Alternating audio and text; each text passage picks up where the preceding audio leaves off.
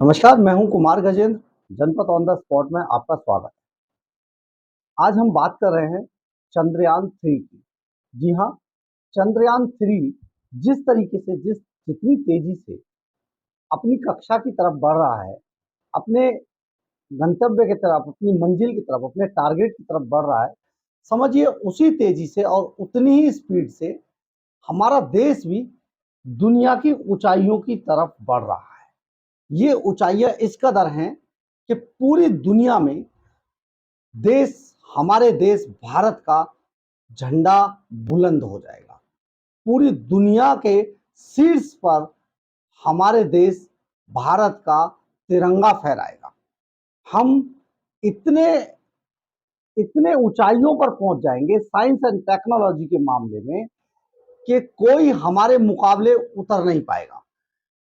चाहे जो भी देश, दुनिया के कितने भी देश हमसे कितने भी आगे रहे थे, लेकिन आजादी के 77 सालों में हमने जो तरक्की हासिल की है, हमारी साइंस एंड टेक्नोलॉजी कहां से कहां पहुंच गई है, ये हम सब 140 करोड़ देशवासियों के लिए सबसे बड़े गर्व का विषय है। सचमुच ये गौरवान्वित करता है, गर्वान्वित करता है। अब 23 अगस्त को देश चांद पर उतरकर इतिहास रच देगा। चांद के साउथ पोल पर उतरने वाला भारत देश पहला ऐसा देश होगा जो चांद के साउथ पोल पर उतरकर वहां की खैर खबर हमारे को धरती तक, हमें इसरो को भेजेगा।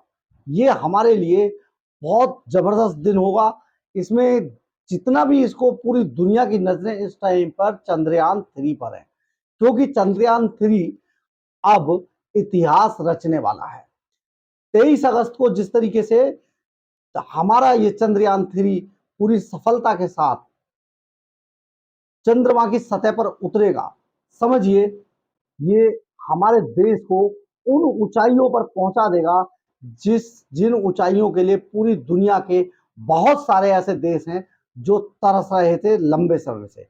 लेकिन हमने 77 सालों के इस इतिहास के अंदर अपने आप को कहां से कहां पहुंचा दिया है, ये पूरी दुनिया देखेगी। हमारी साइंस एंड टेक्नोलॉजी की जो ताकत है वो पूरी दुनिया देखेगी।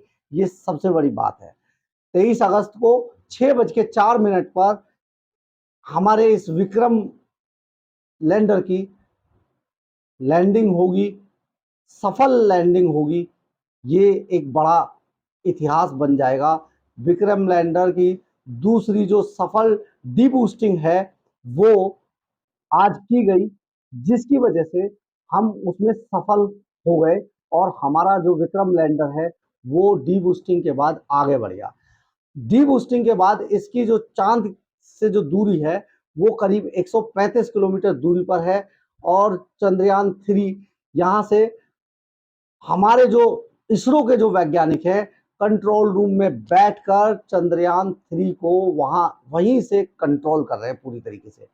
ये चांद के दक्षिणी ध्रुव पर पहुंचने वाला पहला ऐसा दुनिया का देश होगा। चंद्रमा पर जो वहां का जो सिचुएशन है वो बेहद अजीब है, कम से कम पृथ्वी से बहुत ज्यादा अलग है। वहां पर दिन में जहां बहुत ज्यादा गर्मी होती है, वहीं रातें बेहद ठंडी होती हैं और इतनी ठंडी होती हैं, तेज आंधियां चल रही हैं वहां पर। और इसी के साथ वहां क्रेटर्स की भरमार है, यानी कि जो गड्ढे हैं वो बहुत ज्यादा हैं। जो बताया जाता है कि वो गड्ढे उल्का पिंडों के चांद से टकराने के कारण बने हैं। वो काफी गहरे भी हैं और बहुत छोटे भी हैं। हमारे जो चंद्रयान 3 है उसमें 19 हाई रेजोल्यूशन कैमरे लगाए गए थे, जिनकी नजर से उसने जो पहली तस्वीरें इसरो को भेजी थी, इसरो उस पर अभी तक जांच पड़ताल कर रहा है। चंद्रमा पर गुरुत्वाकर्षण बल भी बहुत ज्यादा कम होता है, जिस वजह से बहुत सारी परेशानियां आती हैं। 140 सेंसर भी इसमें लगाए गए हैं और 4 पेलोड भी लगाए गए हैं जो इस पर यान की पूरी कंडीशंस को और वहां की पूरी कंडीशंस की तस्वीरों को लगातार इसरो को भेज रहे हैं। 2019 में भी इसरो ने चांद पर चंद्रयान 2 भेजा था, लेकिन किसी कारणवश हम उसमें सफलता हासिल नहीं कर पाए थे। लेकिन इस बार हम महज कुछ किलोमीटर दूर हैं अपनी सफलता से, यानी कि सफलता हमारे हाथ लगभग लग चुकी है और देश का परचम चांद पर लहराने जा रहा है, जो पूरी दुनिया में हमारे देश भारत के लिए सबसे गर्व की बात होगा। चंद्रयान 3 की दूसरी डी बूस्टिंग जो है वो बहुत सफल रही है। चंद्रयान 3 से अलग होकर विक्रम लैंडर अब आगे बढ़ रहा है अपनी दिशा में। दूसरी डीबूस्टिंग में चंद्रयान की जो स्पीड थी वो 25 किलोमीटर से 134 किलोमीटर तक इसको कम कर दिया गया है, यानी हम बहुत स्लो स्पीड से अब अपनी मंजिल की तरफ बढ़ रहे हैं। 23 अगस्त को चंद्रयान 3 को चंद्रमा के साउथ पोल पर इसकी सॉफ्ट लैंडिंग करा दी जाएगी। लैंडर विक्रम सेंसर्स की मदद से पहले सतह पर सॉफ्ट लैंडिंग की सही जगह तलाशेगा, फिर अपनी स्पीड को शून्य कर अपने कदम सतह पर जमाने की कोशिश करेगा। लैंडिंग के लिए वो दिन चुना गया है जिस दिन चंद्रमा पर, ये एक महत्वपूर्ण बात है कि लैंडिंग के लिए उस दिन को चुना गया है जिस दिन चंद्रमा पर दिन शुरू होता है, यानी कि अगर वैज्ञानिकों के मुताबिक यहां पर चंद्रमा पर एक दिवस 14 दिन का होता है, यानी कि 14 दिन बाद हमें वो रोशनी मिलती है और ये पूरा दिन 14 दिनों तक चंद्रमा पर रहता है।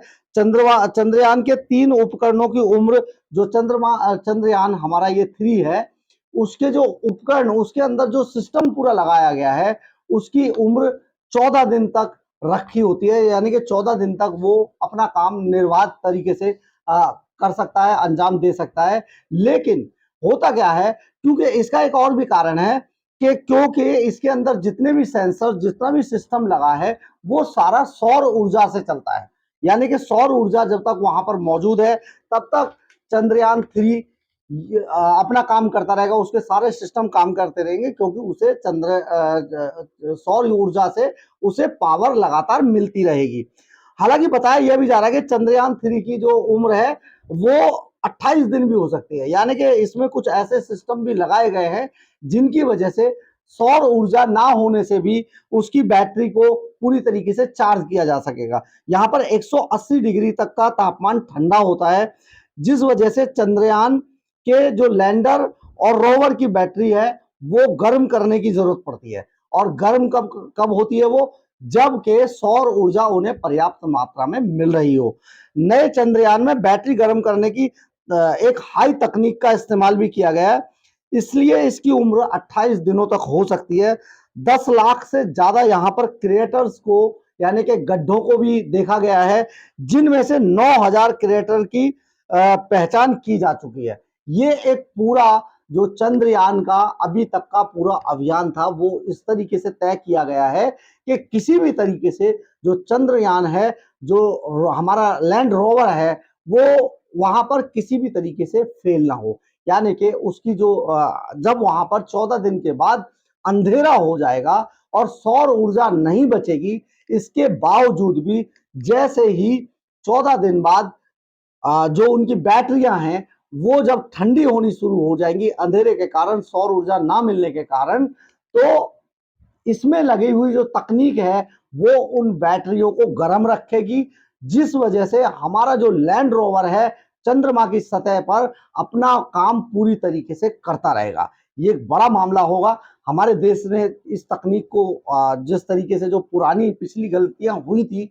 उनसे हमारे जो इसरो के वैज्ञानिक है उन्होंने उससे एक तरीके से उसको सीख लेते हुए उस तकनीक को और रीडेवलप किया है, और अपने जिस तरीके के जो कंट्रोल रूम है उन्होंने कुछ ऐसी चीजें भी लगाई हैं जो लैंड रोवर जो वहां पर उतरेगा, विक्रम लैंडर, उसको पूरी तरीके से यहीं से कंट्रोल भी किया जाता रहेगा। ये एक बड़ा मामला है। और हम आपको ये भी बता देते हैं, एक बुरी खबर ये भी हो सकती है कि रूस का लूना 25 भी लगभग हमारे चंद्रयान 3 की तरह ही अपनी कक्षा की तरफ जा रहा था, लेकिन आज किन्हीं कारणवश से लूना 25 की तकनीक खराब हो गई और वो पूरी तरीके से फेल हो गया है। यानी कि रूस का जो ये लूना 25 वाला जो अभियान था चंद्रयान 3 की तरह, वो अब फेल हो चुका है और रूस को भारी नुकसान इससे उठाना पड़ेगा।